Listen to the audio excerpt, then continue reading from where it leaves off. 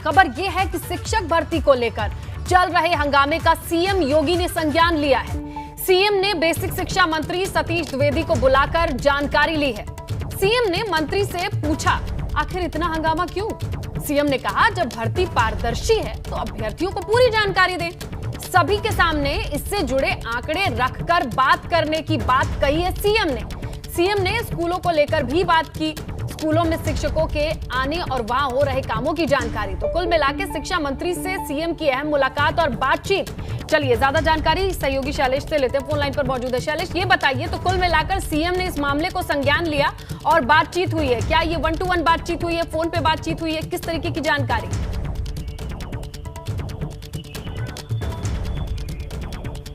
Team 9 की बैठक करते हैं रोज, और उस बैठक में कई बार जो टीम 9 के उनके मुख्य सदस्य हैं, उनके अलावा उन विभाग के मंत्रियों को भी बुलाया जाता है जिनसे जुड़े किसी मामले पर मुख्यमंत्री को चर्चा करनी होती है। और इसी के तहत आज मुख्यमंत्री ने बेसिक शिक्षा मंत्री को बुलाया और पिछले कुछ दिनों से सभी देख रहे हैं किस तरह से शिक्षक भर्ती के अभ्यर्थी जो है वो हंगामा कर रहे हैं, आंदोलन कर रहे हैं। और इसे लेकर मुख्यमंत्री ने उनसे पूछा कि जब इतनी नौकरियां दी गई, 1.25 लाख से ज्यादा शिक्षकों की भर्ती हुई, फिर ये हंगामा किस बात को लेकर है? इसके बाद यहाँ पर बेसिक शिक्षा मंत्री ने उनको बताया कि जो अभ्यर्थी हंगामा कर रहे हैं उनको पूरी जानकारी दी गई, उनसे मुलाकात की गई है। इस पर मुख्यमंत्री ने साफ कहा कि जब पूरी भर्ती पारदर्शी तरीके से हुई है, फिर ये हंगामा क्यों हो रहा है? सबके सामने चीजों को लाना चाहिए, जो आंकड़े हैं उन पर बात होनी चाहिए और ये बताया जाए कि भर्ती में कहीं कोई गड़बड़ी नहीं की गई है। और इसके बारे में उन्होंने ये भी कहा कि मीडिया को भी बताएं, सबके सामने वो फैक्ट लेकर आए। अभ्यर्थी अगर कहीं पर कोई गलत जानकारी लोगों के सामने ला रहे हैं तो उसके बारे में जो सही जानकारी है वो विभाग सामने लेकर आए। कुल मिलाकर जो सरकार की छवि धूमिल हो रही है पूरे मामले में, कहीं ना कहीं रोजगार के मुद्दे को लेकर विपक्षी जो है वो विपक्षी भी इस समय इन रोजगार के मुद्दे को लेकर, शिक्षक भर्ती के मुद्दे को लेकर सरकार पर हमलावर है। तो साफ कहा, जो आंकड़े हैं वो सबके सामने आने चाहिए, तस्वीर क्लियर होनी चाहिए, सबको ये बताया जाए कि भर्ती में कहीं कोई गड़बड़ी नहीं है। और इसके बाद उन्होंने ये भी कहा कि अभ्यर्थियों के मन में जो शंकाएं हैं वो भी क्लियर की जानी चाहिए। तो ये मुख्यमंत्री ने खुद मुलाकात की और देखिए जाहिर था कि इस तरह की चीजों का संज्ञान मुख्यमंत्री लेंगे, क्योंकि पिछले कई दिनों से लगातार ये अभ्यर्थी आंदोलन कर रहे हैं। अलग अलग गुट है अभ्यर्थियों के, कोई नई भर्ती की मांग कर रहा है, कोई पुरानी भर्ती के बचे पदों को नई भर्ती में जोड़ने की मांग कर रहा है, कोई कह रहा है आरक्षण घोटाला हुआ है। हालांकि इसको लेकर बेसिक शिक्षा मंत्री ने भी कुछ आंकड़े जो है वो सामने किए हैं, मीडिया से साझा किए हैं और बताया है कि जो अभ्यर्थियों का ये कहना है कि करीब 6000 पदों पर आरक्षण के नियमों का पालन नहीं हुआ, वो बेबुनियाद है। मंत्री ने बताया कि किस तरह से जो पद उनके थे उन पर तो भर्ती हुई आरक्षित वर्ग के लोगों के साथ, जो मेरिट में आ गए आरक्षित वर्ग के लोग, उनको सामान्य श्रेणी की सीटों पर भी मौका मिला है। यानी कुल मिलाकर जितने पद आरक्षित श्रेणी के बनते थे उससे ज्यादा पदों पर भर्ती हुई है। इसलिए किसी भी तरह की कोई गड़बड़ी नहीं है। उन्होंने सारे आंकड़े रखे और ये भी कहा कि अगर राष्ट्रीय पिछड़ा वर्ग आयोग इस पूरे मामले की कोई रिपोर्ट मांगता है या जो भी जानकारी चाहेगा तो सारी जानकारी साझा की जाएगी आयोग के साथ, उसको बताया जाएगा, कहीं पर भी कोई गड़बड़ी नहीं है। बहरहाल देखना होगा। इसके बाद अगर बात करें, देखिए अभ्यर्थियों की जो मुलाकात कल हुई थी मंत्री से, उसमें भी मंत्री ने ये कहा है कि वो जल्द से जल्द आयोग जो भी जानकारियां चाहता है वो मंगाएंगे, उनका जवाब देंगे।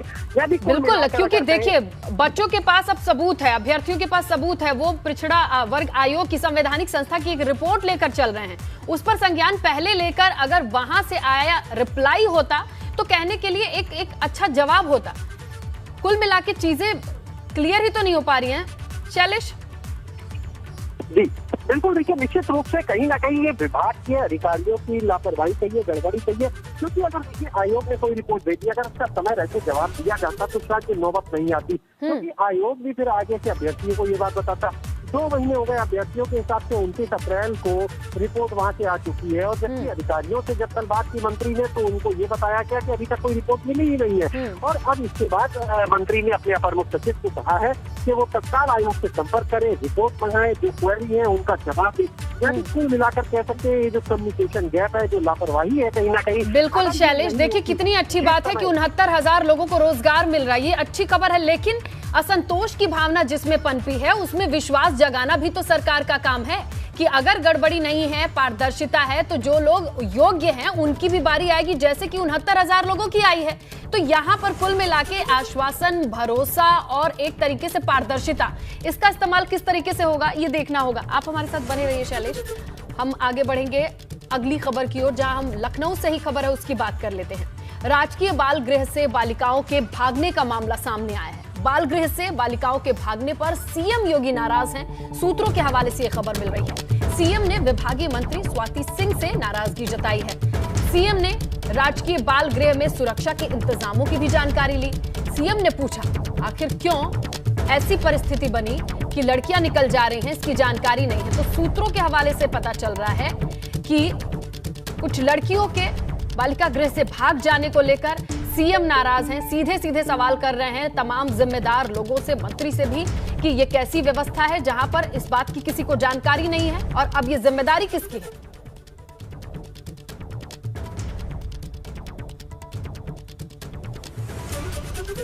शैलेश से जानकारी लेते। शैलेश, ये बताइए ये पूरा मामला क्या है, और अब सूत्र बताते हैं कि सीएम खुद नाराज हैं, संज्ञान ले रहे इस मामले को।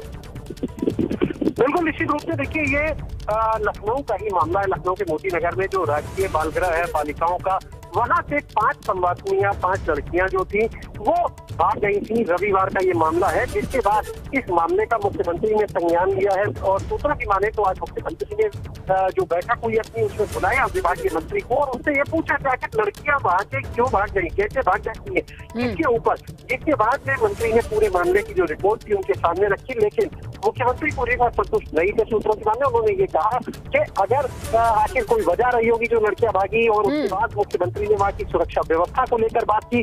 और इसके साथ ही देखिए एक और बड़ी खबर, ये चीजें जरूर है कि बैठक के अंदर क्या रहा, ये जरूर हम सूत्रों के हवाले से बता रहे हैं, लेकिन इसके साथ में मुख्यमंत्री ने कुछ चीजें हैं जो ऑफिशियली उसके बाद निर्देश जारी किए, हम उन पर भी बात करेंगे। देखिए, मुख्यमंत्री ने इसके बाद ये तर्क निर्देश दिए कि जो प्रभारी मंत्री अलग अलग जिलों के जो विभागीय अधिकारी है, वो बाल संरक्षण गृहों और महिला संरक्षण गृहों में निरीक्षण करें, जो वहाँ पर बच्चे हैं, बेटियां हैं, महिलाएं, उनसे संवाद करें, उनकी जरूरत क्या है, उनकी क्या उम्मीदें हैं, उसके बारे में जाने। और इसके बाद वो सारी चीजें भी राज्य सरकार जो है वो इन बच्चों के, बेटियों के विकास के लिए सभी जरूरी प्रबंध करेगी, ये निर्देश दिए मुख्यमंत्री ने। यानी देखिए, ये बैठक में क्या हुआ हम जरूर सूत्रों से बता रहे हैं, लेकिन ये चीजें पुष्ट करती है जो मुख्यमंत्री ने निर्देश दिए हैं आज, वो बताते हैं कि मुख्यमंत्री नाराज है पूरे मामले से।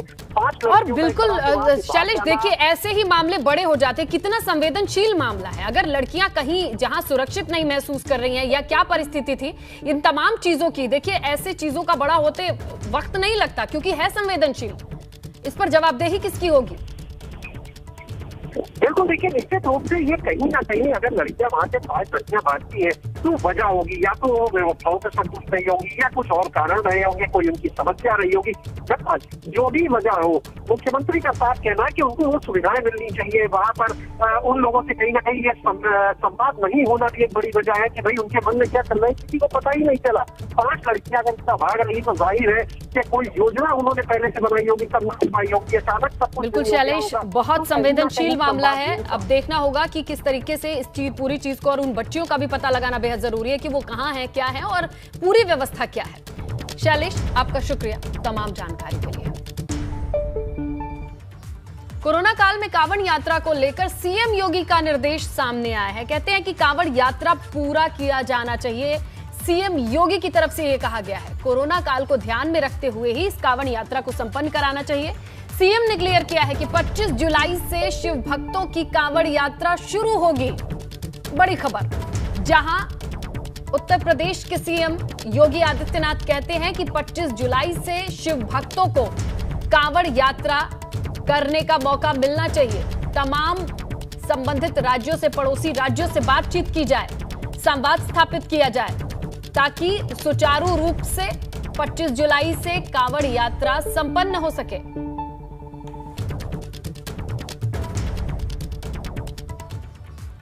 आगे बढ़ते हैं, बात करते हैं पीएम मोदी की 8 जुलाई तक सारी निर्धारित बैठकें टाली गई हैं।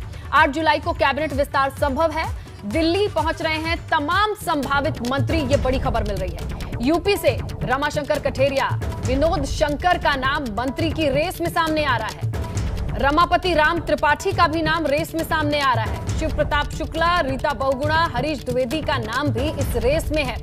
महाराजगंज से सांसद पंकज चौधरी को भी कोई जगह मिल सकती है। तो मोदी कैबिनेट में यूपी को सबसे ज्यादा तरजीह मिल सकती है। कैबिनेट विस्तार को लेकर इस वक्त की अहम खबर, पीएम मोदी की तमाम निर्धारित बैठकें टल गई हैं, फोकस कैबिनेट विस्तार। और अब बड़ी खबर यह है कि उत्तर प्रदेश से कई सीटों पे, ज्यादा सीटों पर तरजीह देने की बात। तमाम नाम निकल के सामने आ रहे हैं जो रेस में चल रहे हैं।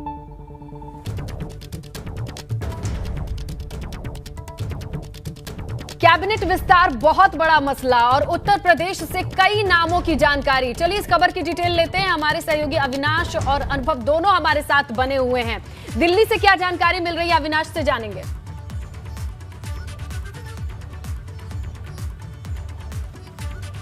देखिए स्नेहलता, अगर बात करें तो दिल्ली में तमाम सारे सांसदों के पहुंचने का सिलसिला शुरू हो चुका है, क्योंकि जिस तरीके से 8 तारीख को कैबिनेट के विस्तार की संभावना जताई जा रही है।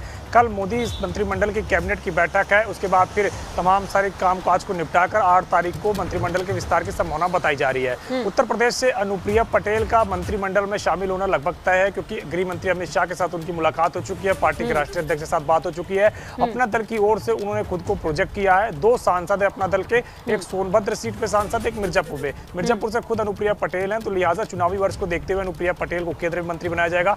इसके अलावा ब्राह्मण चेहरे को भी शामिल किया जाएगा। ब्राह्मण चेहरे में जो सबसे आगे है उसमें रमापति राम त्रिपाठी है। इसके अलावा अगर बात करें तो रीता बहुगुणा जोशी है।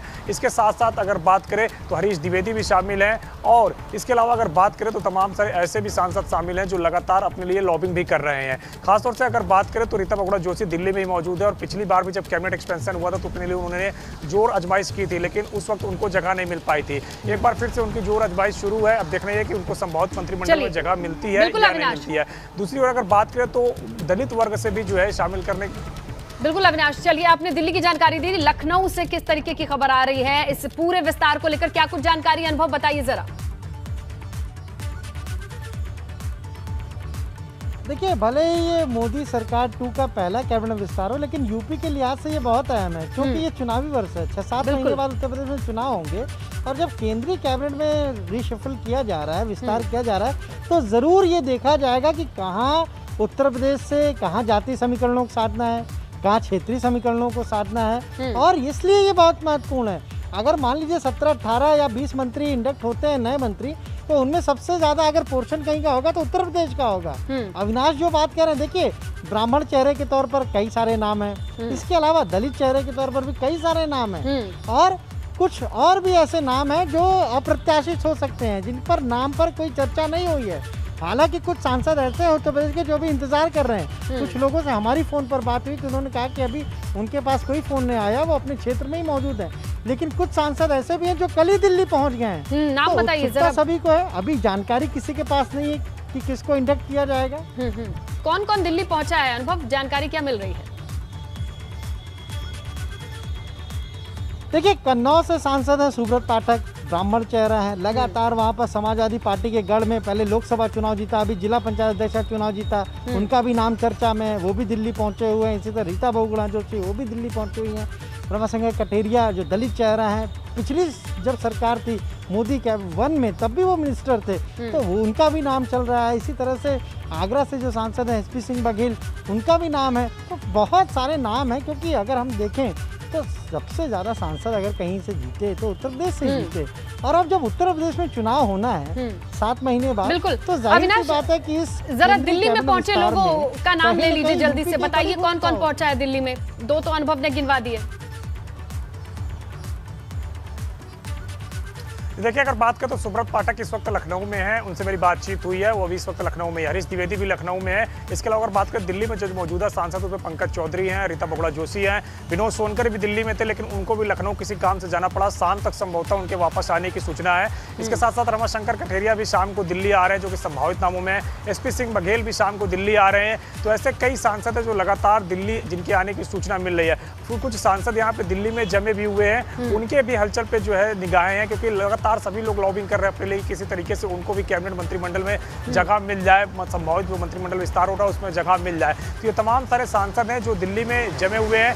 कुछ सांसद के आज देर शाम तक पहुंचने की उम्मीद है। और इसके साथ साथ अगर बात करें तो निषाद पार्टी ने भी लगातार जोर आजमाइश कर रखी है कि उनके बेटे जो यहाँ पे प्रवीण निषाद सांसद हैं, उनको भी जगह मिले कैबिनेट में, तो वो भी अपनी जोर आजमाइश लगातार कर रहे हैं। अब देखना यह है कि जब संभावित जो नाम टेक्नोलॉजी तक निकल के आ रहे हैं। जब विस्तार होता है तो इनमें से कितनों को जगह मिलती है। जो खास तौर से हमें बताया जा रहा है कि जाट समुदाय पे नजर है भारतीय जनता पार्टी की। पश्चिमी उत्तर प्रदेश में किसान आंदोलन को देखते हुए पूर्वांचल में ब्राह्मण समुदाय को लाने की जो है जोर अजमाइश है भारतीय जनता पार्टी की ओर से, और दलित चेहरा, ये 3 खास वर्ग हैं जिन पे भारतीय जनता पार्टी की खास निगाहें हैं। अगर बात करें ओबीसी से, तो ओबीसी से अनुप्रिया पटेल आ रही है केंद्रीय मंत्रिमंडल में शामिल होने के लिए। तो लिहाजा चारों जातियों को साधने के लिए खासतौर से भारतीय जनता पार्टी काम कर रही है, और इसमें कई सारे जो नाम हैं उनकी भी चर्चाएं हैं और लोग अपनी तरफ से भी लॉबिंग कर रहे हैं। महाराजगंज से सांसद है पंकज चौधरी, उनका भी नाम बताया जा रहा है रेस में, चूंकि वो 7 बार के सांसद हैं, वरिष्ठ सांसद हैं, तो उनको भी शामिल किया जा सकता है। संजीव बलियान जो कि राज्य मंत्री हैं, अभी मुजफ्फरनगर से सांसद हैं, तो उनको प्रमोशन देने की बात चल रही है कि उनको स्वतंत्र राज्य मंत्री का दिया जा सकता है प्रभार।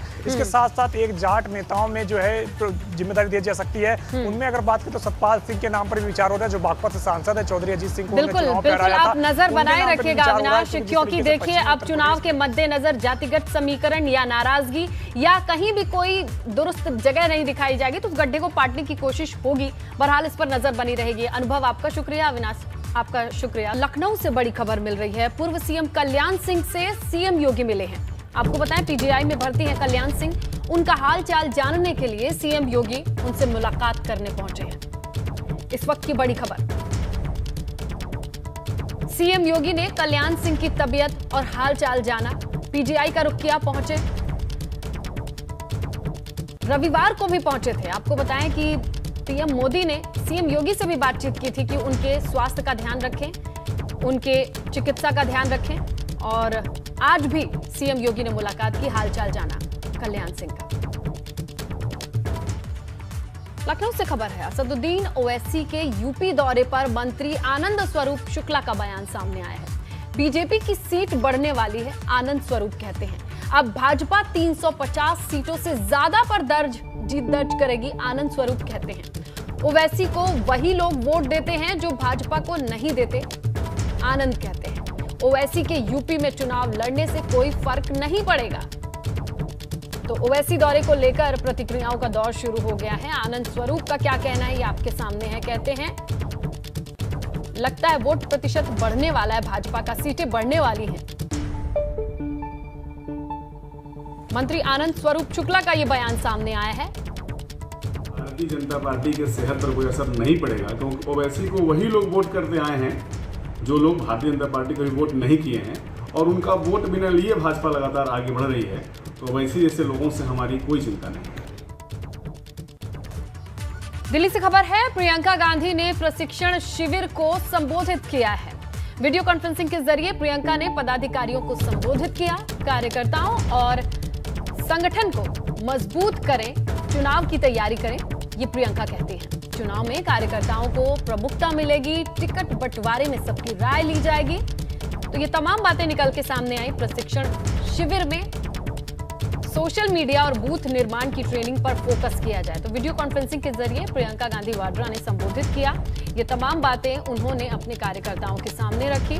आने वाले चुनाव को लेकर भी अहम बातें कही कि टिकट बंटवारे में सबकी राय ली जाएगी, सबको प्रमुखता दी जाएगी, सोशल मीडिया का अच्छा इस्तेमाल करें। आगामी चुनाव में तमाम बातें कहते नजर आए। प्रशिक्षण शिविर में वीडियो कॉन्फ्रेंसिंग के जरिए प्रियंका गांधी जुड़ी और तमाम बातों को सामने रखा। जोश भरने की कोशिश की कि तमाम कार्यकर्ता ऊर्जा के साथ चुनाव की तैयारियों में लगे। टिकट बंटवारे पर उन्होंने कहा कि कार्यकर्ताओं पर फोकस रहेगा।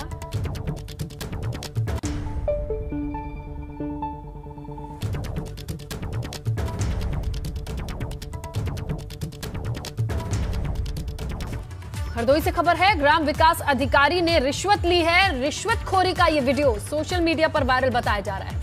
ग्राम विकास अधिकारी ने लाभार्थी से रिश्वत मांगी और अब ये वीडियो वायरल हुआ है।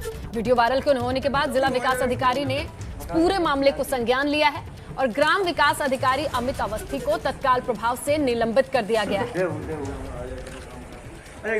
ये वो वीडियो है जिसके वायरल होने के बाद रिश्वत लेते इस अधिकारी को निलंबित किया गया है। हरदोई के शाहबाद विकास खंड का ये मामला बताया जा रहा है।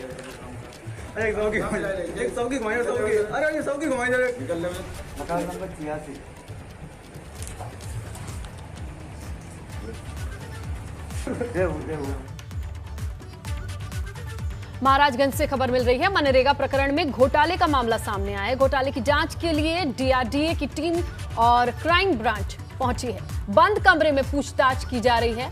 पीडी राजकरण पाल भी मौके पर मौजूद है।